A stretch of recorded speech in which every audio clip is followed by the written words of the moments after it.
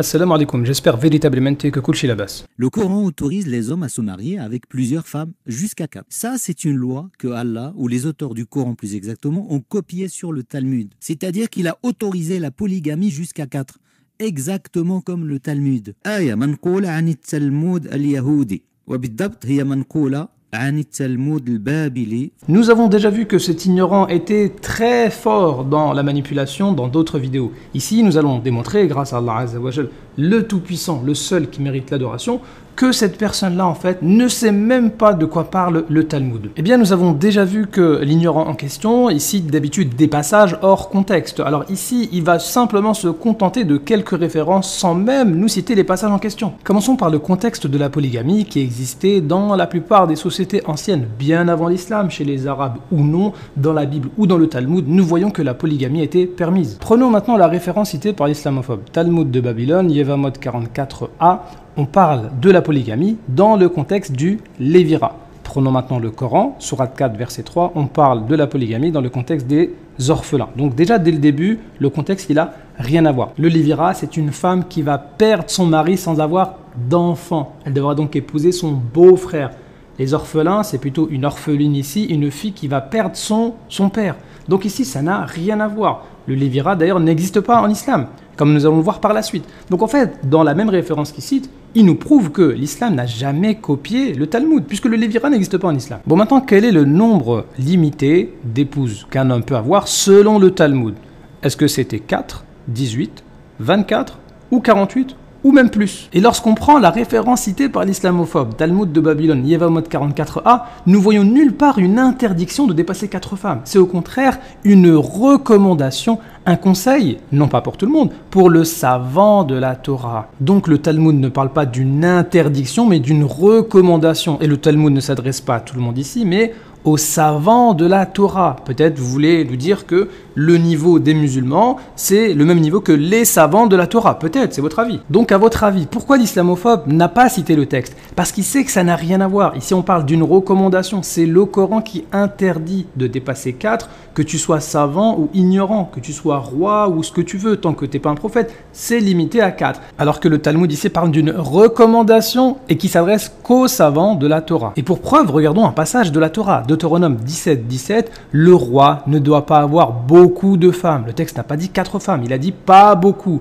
Alors beaucoup, ça veut dire quoi? Commentaire de Rashi, pas plus de 18. Rashi se base sur quoi? Il se base sur le Talmud. Prenons justement le Talmud. Que dit le Talmud sur le nombre de femmes qu'un roi peut avoir? Alors certains ont dit 18, d'autres ont dit plusieurs femmes, il n'y a pas de limite. D'autres ont dit une seule. Et on voit encore d'autres avis dans le Talmud. Il y en a qui vont te dire 24 femmes, il y en a qui vont dire 48 femmes. Donc, le Talmud n'a jamais limité à 4 le nombre de femmes. Il parlait d'une exception pour les savants de la Torah. C'était une recommandation en plus. Et d'ailleurs, le Talmud de Jérusalem va nous parler d'un rabbin qui avait 300 femmes. Ce rabbin, c'était un prêtre qui recevait beaucoup de nourriture des offrandes. Sauf que cette nourriture-là, il n'y a que les prêtres et sa femme qui peuvent en manger. Et comme c'était la famine, eh bien ce rabbin, il a eu l'idée d'épouser 300 femmes afin de leur donner de la nourriture. Comme elles étaient femmes de prêtres, elles pouvaient manger cette nourriture sacrée. Bon, après on voit qu'ils ne sont pas tous d'accord. Est-ce que c'était un mariage ou simplement un fiançailles? Parce que, bon, 300 femmes, ça fait quand même beaucoup.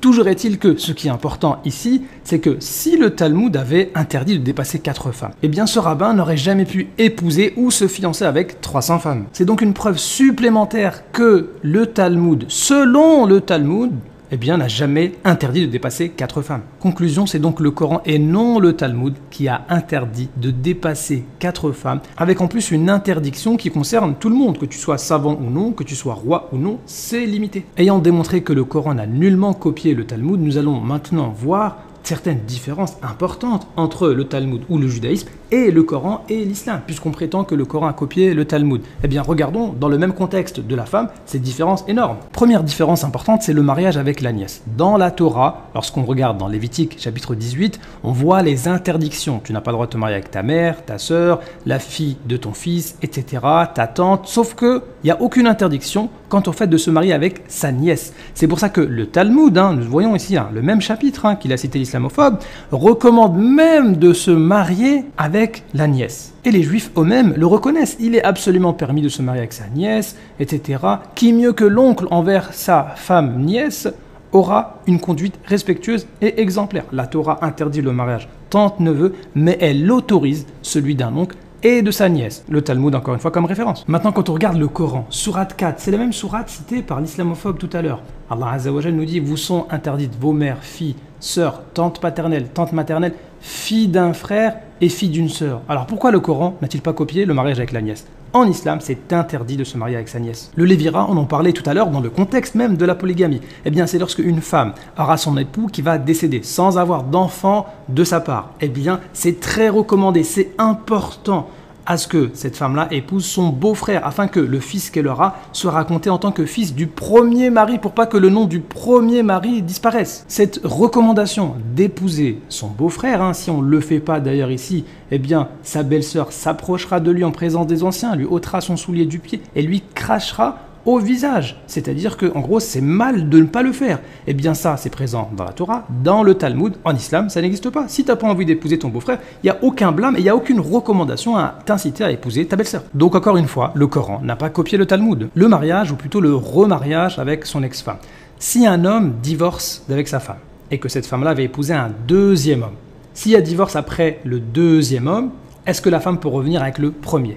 Dans la Torah et donc le Talmud, non. Dans le Coran, oui. Alors pourquoi le Coran n'a-t-il pas copié la Torah et le Talmud? Une autre différence importante, c'est que dans la Torah ici, l'homme peut divorcer de sa femme, puis la reprendre, puis divorcer, puis la reprendre, puis divorcer, puis la reprendre. Il peut faire ça 10 fois, 20 fois, 30 fois, 50 fois, tant que la femme n'a pas épousé un autre mari. Puis s'il veut, il ne lui écrit pas la lettre, la femme ne sait pas s'il est divorcé ou pas. Alors que dans l'islam, il ne peut pas faire ça. Il va la divorcer 3 fois, il ne peut plus la réépouser à moins qu'elle se marie avec un deuxième, puis qu'il y ait encore divorce. Donc on voit ici que ça freine énormément les abus. La période de viduité, et d'ailleurs ça a aussi été cité par l'islamophobe, comme quoi le Coran aurait copié la période de viduité, c'est-à-dire que lorsque la femme elle va divorcer ou que son mari va décéder, eh bien à partir de quand elle peut se remarier? C'est ça la période de viduité. Eh bien dans le Coran on parle de 3 mois et dans le Talmud aussi on parle de 3 mois. Sauf que pas toujours, il y a de grandes différences. Dans le Talmud c'est 3 mois, même si par exemple le mari meurt, la femme doit quand même attendre 3 mois avant de se remarier.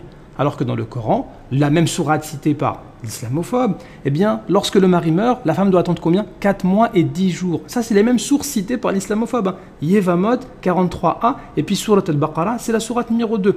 Et, encore une autre différence importante, lorsque la femme, elle est enceinte, c'est quoi sa période de viduité? Eh bien, selon le même Talmud cité par l'islamophobe, c'est pas croyable, c'est 24 mois, 2 ans. Islamiquement, c'est quoi? Eh bien, c'est tout simplement, lorsque la femme accouche, sa période de viduité est terminée. Donc, avec les mêmes sources citées, l'islamophobe se fait complètement réfuter. L'impureté, lorsque la femme a sa période de menstru, selon la Torah, Lévitique 15, 19 à 23, eh bien une femme sera impure 7 jours. Et si une personne touche cette femme-là, elle est impure. Et si une personne touche une chose qui a été touchée par la femme, elle est impure. Et si une personne touche une chose qui a été touchée par une chose qui a été touchée par la femme, elle est impure. C'est pour ça que dans le judaïsme, la femme en période de menstru, elle est dans son, entre guillemets, dans son monde, dans une pièce à part. Elle n'a pas le droit de rester à côté de son mari. On voit même des commentaires étonnants de la part de certains rabbins qui nous disent durant les règles, l'homme doit s'éloigner de sa femme. Il ne doit même pas lui adresser la parole. On ne doit pas marcher dans les pas d'une femme pendant sa période d'impureté. On doit s'écarter d'elle, on doit demeurer à quelques mètres d'elle et aucun homme ne peut s'asseoir à ses côtés. Elle doit rester seule à l'écart. Il faut même éviter de marcher dans les traces de ses pas. Cela peut causer du tort. Quant à ces règles, elles indisposent quiconque converse avec elle. Alors est-ce que l'islam a copié le Talmud, la Torah et ce qu'ils disent les rabbins? Absolument pas. On a rapporté justement au prophète alayhi salatu salam que les juifs ne s'asseyent pas avec la femme en menstru dans une même maison et refusaient de manger et de boire avec elle. On a la confirmation ici dans les sources juives. On l'a mentionné au prophète alayhi salatu salam. Alors Allah Azza wa Jal a révélé la sourate 2 verset 222. Il t'interroge sur les menstrues des femmes, dit c'est un mal. Éloignez-vous donc des femmes pendant les menstrues. Qu'est-ce que ça veut dire éloignez-vous? Dans quel sens? Eh bien faites tout avec elles, sauf les rapports charnels. Et on voit justement que le prophète, alayhi salatu wassalam, justement, il était aux côtés de ces femmes, et ce qui interdit clairement l'éloignement en islam, c'est pas ce qui est indiqué ici, c'est simplement les rapports intimes. Donc encore une fois, l'islam n'a rien à voir et n'a pas du tout copié ce qu'il y a dans le Talmud. Toujours dans les impuretés, en parlant des lochis, c'est-à-dire lorsque la femme va enfanter, pendant combien de temps elle est impure. Eh bien, si on regarde dans la Torah, ça va dépendre si l'enfant c'est un garçon. Si l'enfant c'est un garçon, ça va faire 7 jours plus 33 jours, autrement dit 40 jours. Par contre, si l'enfant c'est une fille, eh bien, la mère sera impure pendant 2 semaines plus 66 jours, c'est-à-dire 80 jours. Ça veut donc dire que si l'enfant qui vient de naître, c'est un garçon, la mère sera impure 40 jours. Par contre, si l'enfant qui vient de naître, c'est une fille, la mère sera impure 2 fois plus, donc 80 jours. Eh bien ça, en islam, ça n'a rien à voir. En islam, que l'enfant soit garçon ou fille, la période ne varie pas en fonction du sexe de l'enfant. Donc encore une fois, l'islam n'a pas copié la Torah ou le Talmud. L'héritage, c'est encore une différence importante. Dans la Torah, le premier-né, il va hériter du double de ses frères. Et par contre, s'il y a au moins un seul garçon, il n'y a aucune fille qui va hériter. Ça veut dire que dans la Torah, la fille n'héritera de son père que sous 2 conditions. Premièrement, il ne faut pas qu'il y ait de garçon. Deuxièmement, elle devra épouser un homme de la tribu de son père. Alors que dans le Coran, la fille hérite 2 fois moins que le garçon. Mais quoi qu'il arrive, une fille, peu importe si elle a des frères ou non, peu importe qui elle épouse, elle héritera de son père. Donc encore une fois, le Coran n'a ni copié la Torah ni le Talmud. Le soupçon d'adultère. Dans la Torah, si un homme accuse sa femme d'avoir commis l'adultère, eh bien il devra amener cette femme au prêtre, il devra amener une offrande, le sacrificateur fera tenir la femme debout devant l'Éternel, il découvrira la tête de la femme, le sacrificateur fera jurer la femme, il fera boire à la femme les eaux amères qui apportent la malédiction. Telle est la loi sur la jalousie, le mari sera exempt de faute, mais la femme portera la peine de son iniquité. Alors en islam, dans le Coran, il n'y a pas de découvrir la tête de la femme, il n'y a pas de lui faire boire des eaux amères. La femme, elle est accusée par le mari, donc le mari va jurer contre la femme, et la femme va jurer contre le mari, et le couple se sépare. Donc encore une fois, le Coran n'a ni copié la Torah, ni le Talmud. Le viol de la Vierge. Alors Deutéronome 22, déjà une remarque importante, c'est que dans la Torah, et donc dans le judaïsme, lorsque un homme va coucher avec une femme, eh bien la punition, elle va dépendre de la femme. Si la femme est mariée, la punition va être différente de la femme qui n'est pas mariée. Alors que l'homme, qu'il soit marié ou non, ça ne change rien. Islamiquement, c'est différent. C'est chaque personne qui va commettre l'adultère, c'est lui qui sera puni en fonction du fait s'il a déjà été marié ou non. Ça, c'est déjà une différence importante. Mais ce qui est plus important ici, c'est le cas de la personne qui va violer une fille vierge qui n'est pas fiancée. Eh bien, quelle est sa punition ? Eh bien, il devra dédommager son père et en plus, il devra épouser sa victime sans pouvoir la divorcer. Autrement dit, c'est ça la punition. On voit dans le commentaire de la Voix de la Torah la confirmation. Si par contre il sait, donc le violeur sait qu'il sera lié à elle, qu'il ne pourra la répudier, c'est un avertissement sévère qu'on lui donne. Autrement dit, la punition du violeur, en plus du dédommagement, eh bien, c'est d'épouser sa victime et qu'il ne pourra jamais la renvoyer. Alors islamiquement, ça n'a rien à voir. La punition du violeur, c'est justement pas d'épouser sa victime sans pouvoir la divorcer. C'est complètement différent. Donc encore une fois, le Coran et l'islam n'ont absolument pas copié la Torah et le Talmud. Pour terminer la liste, alors j'aurais pu mettre d'autres exemples sur le thème de la femme qui prouvent bien que l'islam n'a rien à voir et n'a pas copié le judaïsme ou le Talmud. Là, j'étais que sur le thème de la femme en plus.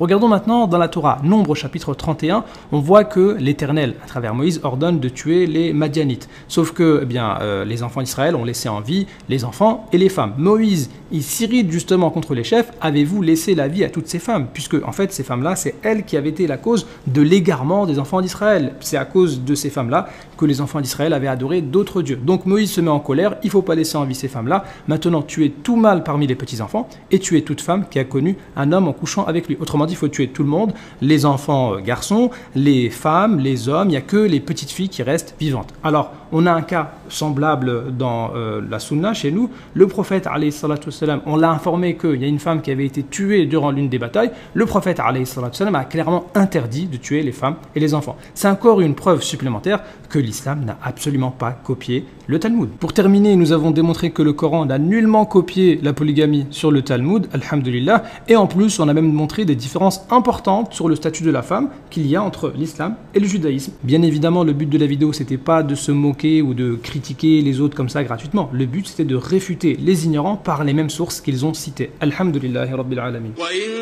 كنتم في ريب مما نزلنا على عبدنا فأتوا بسورة من مثله وادعوا شهداءكم من دون الله إن كنتم صادقين فإن لم تفعلوا ولن تفعلوا فاتقوا